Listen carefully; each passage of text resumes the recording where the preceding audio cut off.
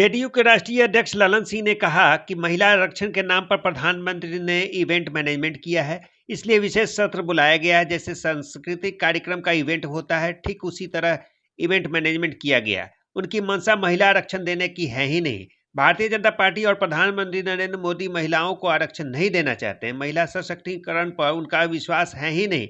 आगे ललन सिंह क्या कहते हैं, विस्तार से सुने। देखिए, भारतीय जनता पार्टी तो जो महिला आरक्षण के लिए जो इवेंट प्रधानमंत्री ने एक इवेंट ऑर्गेनाइज किया, विशेष सत्र बुला के, होता नहीं है इवेंट कोई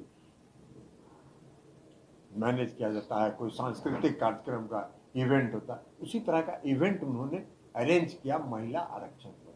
महिला आरक्षण उनको देने की उनकी इच्छा है ही नहीं। और भारतीय जनता पार्टी और आदरणीय प्रधानमंत्री नरेंद्र मोदी जी की सरकार महिलाओं को आरक्षण नहीं देना चाहती है। महिला सशक्तिकरण में उनका कोई विश्वास है ही नहीं, क्योंकि अगर महिला सशक्तिकरण में उनका विश्वास होता तो 5 साल पहला टर्म 14 से 19 और 19 से 23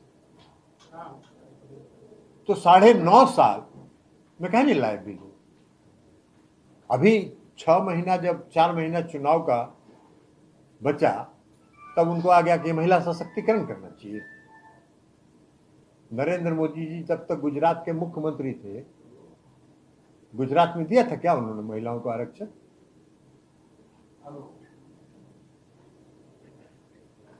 इसलिए ये सब है ही नहीं। और जो महिला आरक्षण का बिल उन्होंने लाया है, उसमें क्या है? जनगणना होगी, जनगणना होने के बाद परिसीमन आयोग बनेगा, परिसीमन आयोग तय करेगा, तब महिला आरक्षण लागू होगा। जनगणना भी कब शुरू होगा, भारत सरकार ने कुछ नहीं कहा। गृह मंत्री जी कह रहे हैं कि लोकसभा के चुनाव के बाद होगा,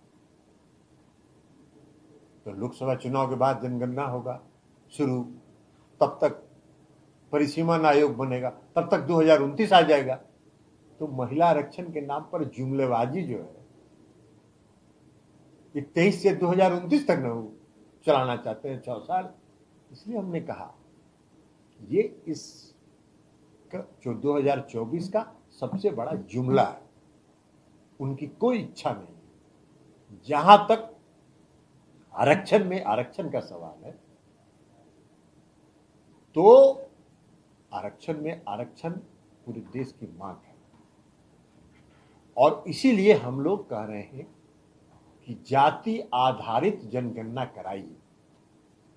जब जाति आधारित जनगणना आप कराएंगे, तब पता चलेगा कि किस समाज की क्या आबादी है, और तब उसके हिसाब से वही आरक्षण दीजिए। उस वर्ग की महिलाओं को भी आरक्षण मिलना चाहिए, क्यों नहीं मिलना चाहिए? अल्पसंख्यक समुदाय के भी महिलाओं को मिलना चाहिए।